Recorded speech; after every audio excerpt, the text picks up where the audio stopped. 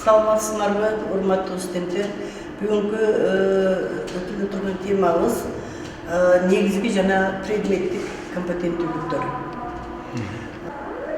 Негизги жана предметтик компетенттүүлүктөрдү эки пункттан планда экөөнү киргиздим. Биринчиси негизги компетенттүүлүк өзү 3 түрдүү компетенттүүлүктөн турат. Маалыматтык, социалдык, коммуникативдик өзүн-өзү уюштуруу. Ал эми предметтик компетенттүүлүк төртөө: эсептөөчүлүк, аналитикалык, функционалдык, көрсөтмөлүү оборотук жана статистикалык компетенттүүлүктөр. Эми бул жерде мына башында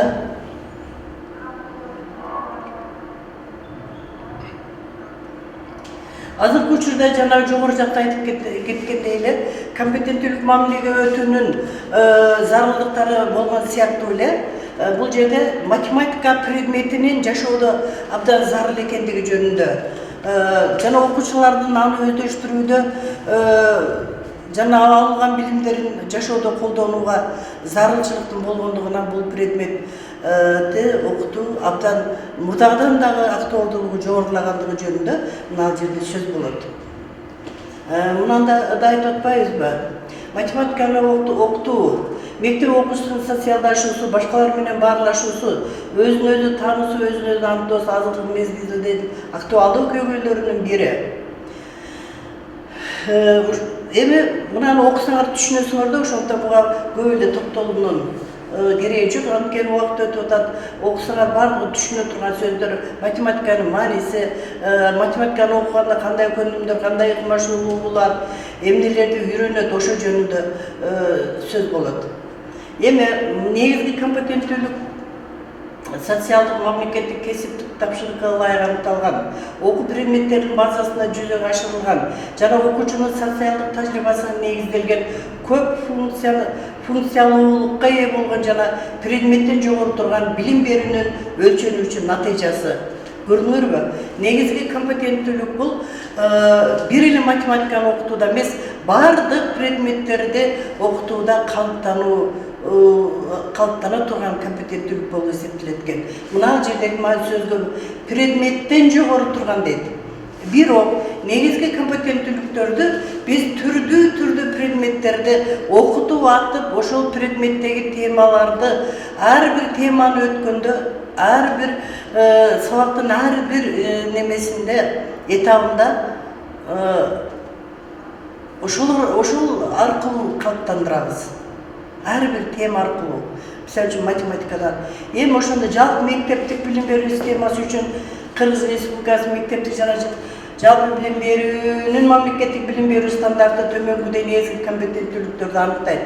Маалыматтык биз немелерди, иштенмелерди, сабактын иштенмелерин жазганда, азыр практикага барып атасыңар, кээ бирин иштеп атасың, кээ бирин баргалы турасың мектепке. Ошондо план конспекттин иштелмесинин оң жагына 2 графа сызат дагы НК жана ПКларды коет. Сабактын мына 6-7 этаптан турса, ошол ар бир этабында кайсы негизги компетенттүүлүк, кайсы предметтик компетенттүүлүктү калыптандырууга жакшы жагдай түздү. Же жагдай болбосо, анын этаптын түшүнө бош коесуңар, ошол жагдай түзүлгөн этапта НК1 же НК2 деп дагы неме кылып белгилеп коюшуңар керек да. Эми мыналардын ар бирин чечмелегин өтөбүз мына жакта. Маалыматтык компетенттүүлүк. Мына жерде силерге элестүү болуш үчүн мынандай кылып немесин чийме түрүндө көрсөтүп койдук да. Демек, жалпы компетенттүүлүк болсо, мунун негизги жана предметтик болуп бөлүнөт экен. Азыр негизги компетенттүүлүк 3 экен. Предметтик компетенттүүлүк 4. Бул биз карап аткан компетенттүүлүктөр 11 жылдык окуу программасы боюнча берилген. 12 жылдыкта өзгөрүү бар. Мына негизгиси 4 болуп калган, ал эми предметтик 3 болуп калган. Ошентип 12 жылдык боюнча өзүнчө сөз болот. Биз азыр толук 12 жылдыкка өтөлүк болгондуктан 11 жылдык окуу программасы боюнча туура келген компетенттүүлүктөр жөнүндө сөз кылып атабыз. Көрдүңөрбү? Мына маалыматтык компетенттүүлүк адамда кандай сапаттарды пайда кылат экен? Ушул демек силер дагы өзүңөрдө болочок мугалимдер болгондон кийин силер дагы ушул мындай сапаттарга ээ болушуңар керек. Мен мисалы үчүн реферат жаз десем, табылган көрүнгөн эле интернеттен чыккан материалдын баардыгын жаза бербейсиң да, туурабы? Анын окуп чыгып, талдайсың, берилген темага ылайыктуу болгон абзацын, же бир сүрөтүн, же бир жыйынтыктоочу сөзүн, же бир статистикалык материалдарын гана аласың да. Ошентип иште алышы керек. Мугалим дагы, окуучуну дагы ошого үйрөтүшүбүз керек болуп атат. Демек, маалыматтык компетенттүүлүктө ошол жөнүндө сөз болот экен. Социалдык коммуникативдик компетенттүүлүк, коммуникация, окуучулардын бири-бири жана айланасындагы адамдар менен өзара мамилелерин ийгиликтүү чечүүгө багытталган. Математика сабагында талкуу, топтук иш, жуптук иш жана башка сыяктуу иш алып баруунун ар кандай жамаат ыкмаларын колдонуу коммуникациянын жана кызматташуунун каражаттарында үйрөнөт. Биз дайыма şu эмне сөз кылсак математика сабагынын ичине кирип анан ошондон мисалдарды келтиргенибиз жакшы да. Социалдык коммуникативдик компетенттүүлүк кандай деп түшүнөт экенсиңер? Социалдык деген сөз бул чөйрө. Ал эми коммуникативдик деген ошону менен мамилелешүү. Мына азыр силердин студенттердин арасында, мугалимдердин арасында, мектепте жүрсөңөр, мектептин жамаатынын арасында мамиле түзгөндү билишиңер керек да. Урушуп кетпей, мушташып кетпей, өз оюңду туура айта алышың керек. Ошону сүйлөп үйрөнүш керек. Сүйлөө эрежелерден өсүшү керек. Өз оюңду туура түшүндүрө алыш керек. Бул сапат биринчи мугалимдерге керек. Азыр аябай кыска сүйлөйсүңөр. Birisinden ayıp deseli 3 ele söz aytıp koysunlar. Muhallimdik adistike андай bol boy. Muhallim degen толық сүйлөп окуучуларга математикалык эрежелердин жарымын айтып койсоң болобу эле? Болбойт, аны толук сүйлөп үйрөнүш керек.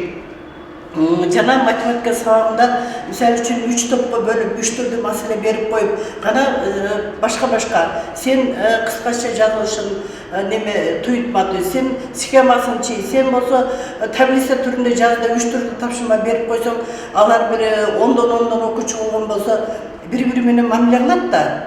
Ошентип атканда эмне болот? Биринин оюн бири неме кылат, колдойт. Урушуп кетпеш керек, бирөөнүн оюн баалашы керек.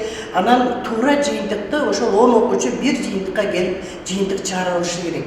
Мына социалдык коммуникативдүүлүк деген ошол. Ошол 10 адамдын ичинде ошону кылдыбы? Демек, ал чөйрөдө дагы ошондой сапаттарга ээ боло алышы керек. Кана болсо туура эмес дейт, бири чыгарып атат. Эмне үчүн туура эмес? Аны негиздеп беришиң керек. Негиздеп бериш үчүн ыңдабайсың да, сөз менен айтасың.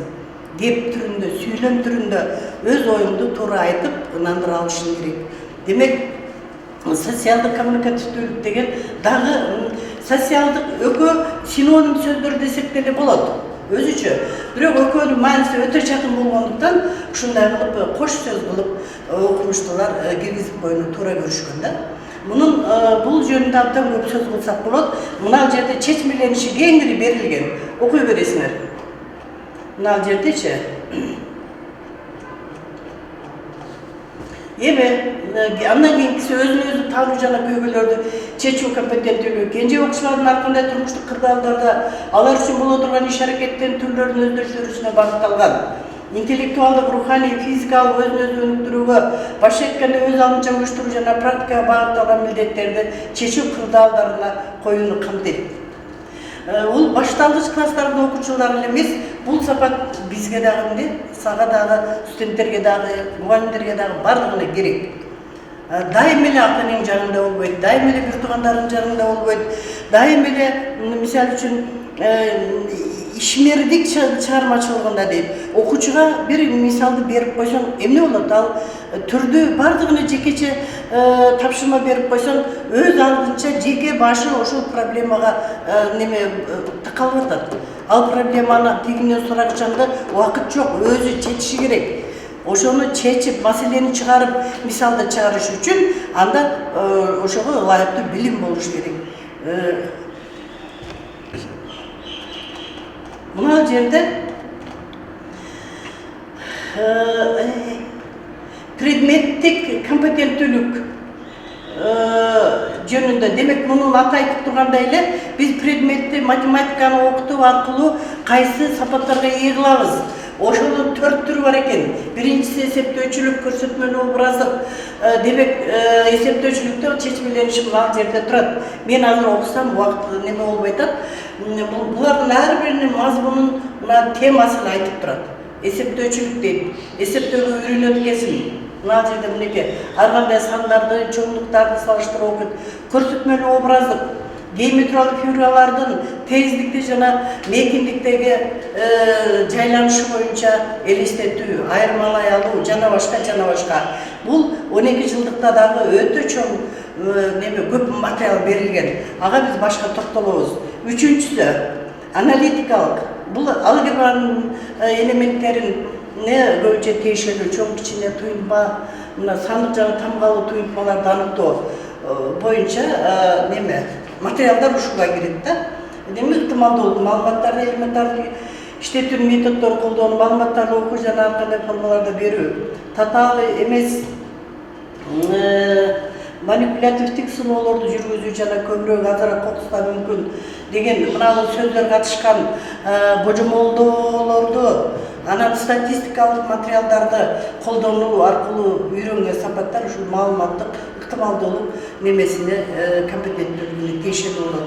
Биз айттык, бул 11 жылдык окуу программасы. Биз негизги жана предметтик компетенттүүлүккө токтолдук бүгүнкү сабакта. Негизги компетенттүүлүк экөө тең 11 жылдык окуу программасы боюнча каралды. Демек, негизги компетенттүүлүк 3 экен. Аталыштарды атадык, маанилерин чечмелеп бердик. Ал эми предметтик компетенттүүлүк 4 экен. Бирок 12 жылдык окуу программасында негизги компетенттүүлүк 4 болуп калган, ал эми предметтик компетенттүүлүк 3 болуп калган. Ага кийинки сабактарда биз ушуга окшотуп, маани-маңызын ачып, ар бирин көрсөтүп беребиз. Көңүл бурганыңыздарга рахмат.